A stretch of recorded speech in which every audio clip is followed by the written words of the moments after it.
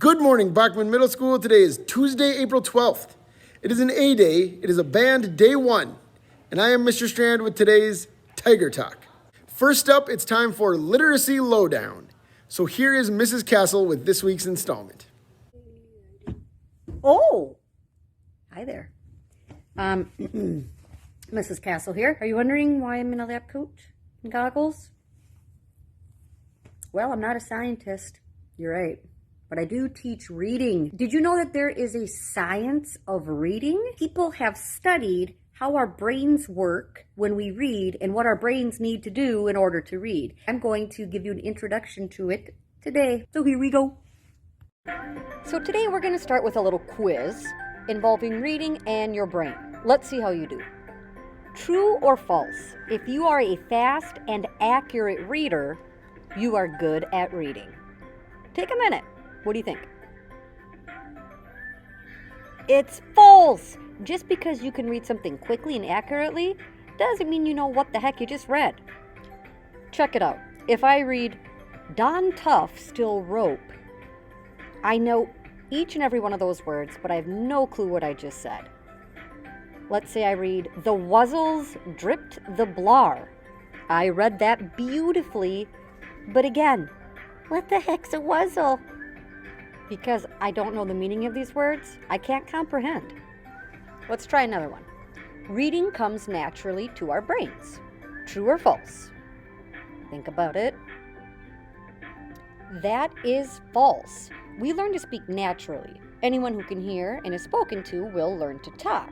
But reading does not come naturally to the human brain. It has to be learned. Here's a cool fact. Spoken language has been around for over 100,000 years, which means our brains have had lots of time to practice and build up the pathways that it needs to be able to speak.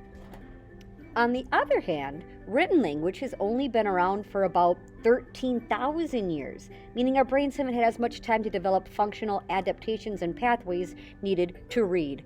Ooh, that sounded real science-y. Next question. If you struggle with reading, you just need more time. What do you think about that one? Do you think it's false? Then you're right.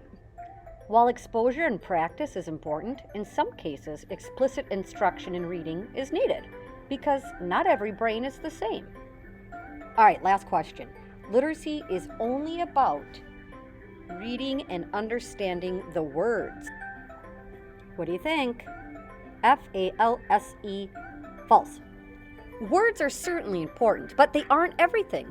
You also have to have language comprehension, which means things like knowledge of text structure, idioms, background knowledge, that kind of thing. I'm going to leave you with a reading formula. The simple view of reading states that in order to read, you have to be able to recognize words, comprehend language, like the meaning of the words and text structure, and only then can you have overall reading comprehension. So there was your intro to the science of reading. More will be coming your way soon. Bring your own lab coat. I stole mine from Cohorst. Thank you so much, Mrs. Castle. Now it's time for our word of the week. This week's word is origin. An origin is the point or place where something begins or is derived. 3 major religions, all of which are observed by students here at Bachman, have big holidays around this time of year. So we're going to look at the origins of these 3 holidays, starting with Passover, an important Jewish festival.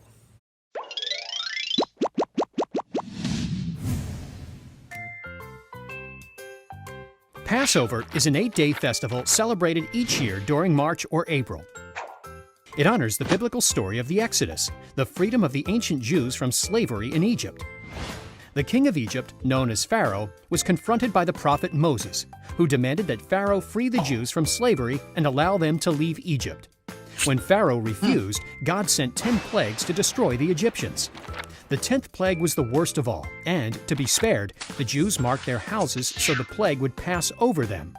Hence, the celebration of Passover. Finally, Pharaoh gave up and told Moses to lead the Jews out of Egypt. Not wanting to give Pharaoh even a moment to change his mind, Moses commanded the Jews to pack up and head out for their journey. To emphasize the urgency, he told them not to wait for their bread dough to rise. That's why throughout Passover, Jews eat flatbread called matzah. Nowadays, on the first night of Passover, Jews participate in a festive meal called a Seder, in which they retell the story of Exodus and eat special foods like matzah, bitter herbs, and a sweet mixture of apples, nuts, and other fruits that is meant to represent the mortar used to build the brick buildings in Egypt. Hopefully, some of you learned something about Passover. We'll be looking at 2 more holidays in the days ahead. Next up, here is your assistant principal, Mr. Thompson, with some important reminders. Hey, Bachman Middle School, Mr. Thompson here. It's Tuesday, and just want to review a few things. First off, the lunchroom, right? Whether that's for breakfast or for lunch, we really need your help in picking up and cleaning up after yourself. Please use the garbage cans that are labeled. Put your trays away. Make sure when you're putting your trays away that you line it up so that it stacks neatly as we go here in the spring. Another thing I want to talk about really quickly here is going home, right? If you need to go home, we ask you to go through and to check in with the nurse first.